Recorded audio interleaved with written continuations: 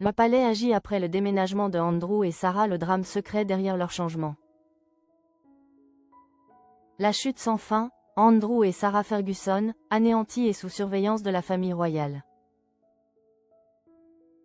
L'ancien couple royal formé par le prince Andrew Mountbatten Windsor et Sarah Ferguson demeure, malgré les années, au centre d'une tempête médiatique et personnelle qui semble ne jamais s'apaiser.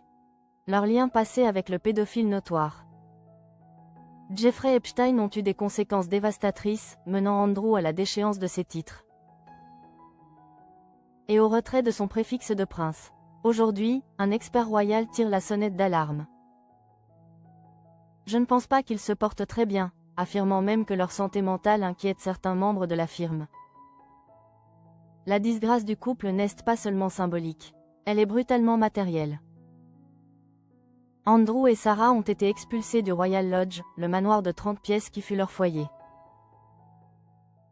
De son côté, Sarah, 66 ans, a non seulement perdu son titre de duchesse des York, mais a vu avec douleur la fin de sa coopération avec de nombreuses organisations caritatives avec lesquelles elle était associée, un pilier essentiel de son identité publique. C'est l'expert royal Robert Jobson qui, sur la chaîne YouTube du Sun, a révélé l'ampleur du désarroi de l'ancien couple. Interrogé sur leur situation actuelle, il a répondu sans détour: « Je ne pense pas qu'ils se portent très bien. » Plus grave encore, Jobson a indiqué que même les membres de la famille royale,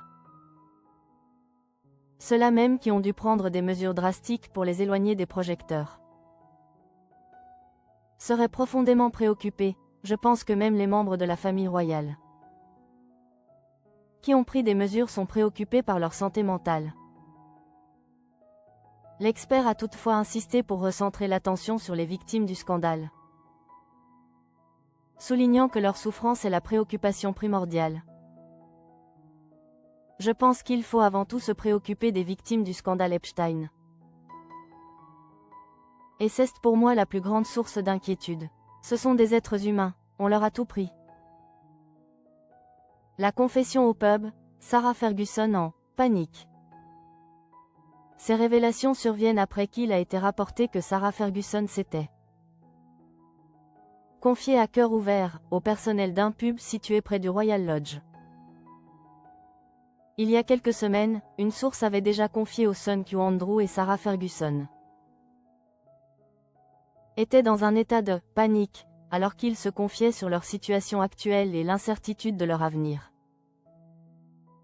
C'est peut-être un peu tiré par les cheveux, mais elle est terrifiée et extrêmement nerveuse, a déclaré la source à propos de la mère d'Eugénie et Béatrice. Les conséquences de la chute sont si lourdes que Sarah cherche désespérément du réconfort et des conseils à l'extérieur. Elle va boire un verre avec ses amis et ses collègues pour échapper à ce qui se passe dans sa vie. Et pendant qu'elle est là-bas, elle prend des conseils sur la suite des événements. Heureusement pour elle, la duchesse peut encore compter sur une poignée d'employés qui lui sont restés fidèles et qui l'apprécient beaucoup, un soutien essentiel dans cette période de bannissement. Le prince Andrew et Sarah Ferguson sont les symboles d'une tragédie royale où la culpabilité et l'association toxique ont mené à une solitude amère et à la perte quasi totale de leur statut. La question n'est plus de savoir s'ils reviendront, mais comment ils survivront à cet exil permanent. Avec la couronne, malgré tout, inquiète de l'état psychologique de ses membres déchus.